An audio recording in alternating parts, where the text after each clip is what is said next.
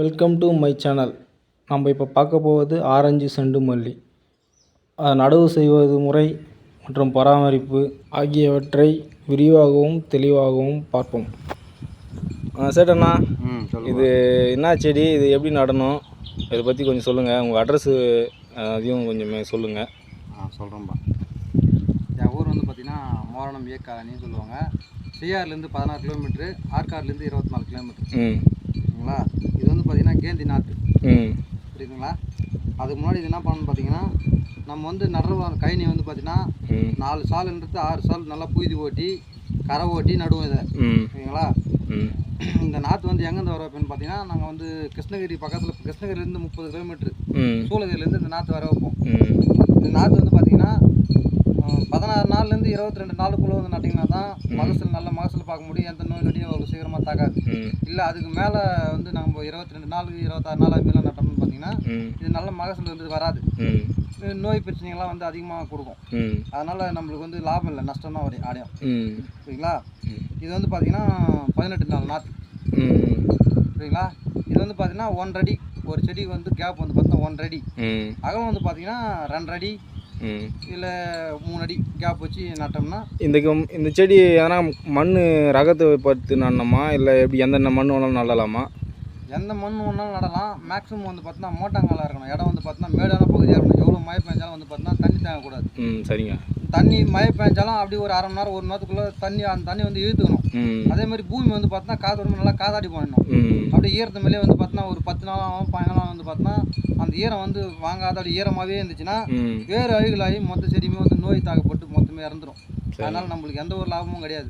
அதனால் மோட்டாங்கால் பகுதியாக நட்டோம்னா நல்ல மகசூல் எடுக்கலாம், நம்ம நல்ல லாபமும் பார்க்கலாம். சரிங்க. மருந்து எப்படி வைக்கணும், இது எப்படி, அதை பற்றி சொல்லுங்கள்.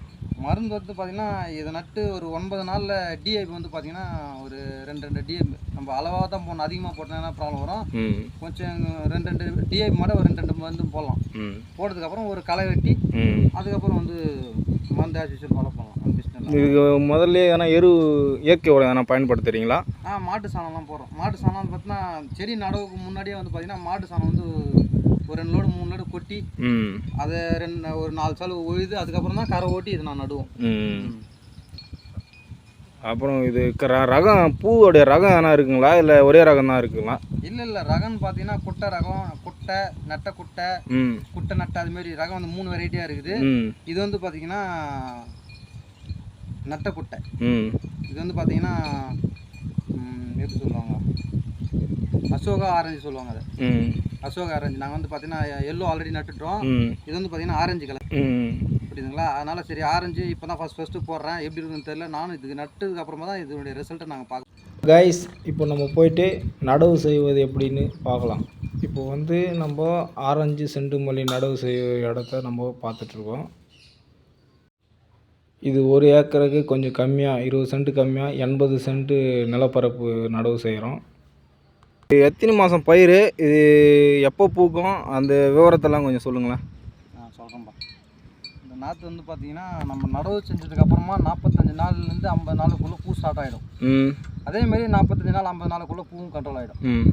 மொத்தமாக கணக்கு எடுத்திங்கன்னா 90 நாள், 3 மாதம் பயிர் எந்த மாதத்தில் நடணும், இல்லை அது எதனா கிளைமேட் எதனா இருக்குங்களா, எப்படி நடணும், அதை பற்றி சொல்லுங்கள். கிளைமேட் பனி கிளைமேட்டுக்கு மட்டும் கொஞ்சம் நோய் தாக்கம் அதிகமாக ஏற்படும். அந்த மாதம் மட்டும் கொஞ்சம் கரெக்டாக கைனி வந்து கரெக்டான முறையில் பராமரிப்பு பண்ணி நம்ம ஃபாலோ பண்ணோம்னா கரெக்டாக மகசூல் எடுத்துடலாம். அது இல்லாமல் இதில் நல்ல லாபமும் பார்க்கலாம். 1 கிலோ வந்து இப்போ இன்றைக்கி நிலைமைக்கு வந்து பார்த்தீங்கன்னா 70 ரூபாயிலேருந்து 80 ரூபா வரைக்கும் போகுது. இன்றைக்கினா தேதி நவம்பர் 17. இன்றைக்கி கூட பார்த்தீங்கன்னா காஞ்சிபுரம் மார்க்கெட்டில் 1 கிலோ கேந்து வந்து பார்த்தீங்கன்னா 70 ரூபாய் 80 ரூபா விற்கும். நல்ல லாபம் தான்.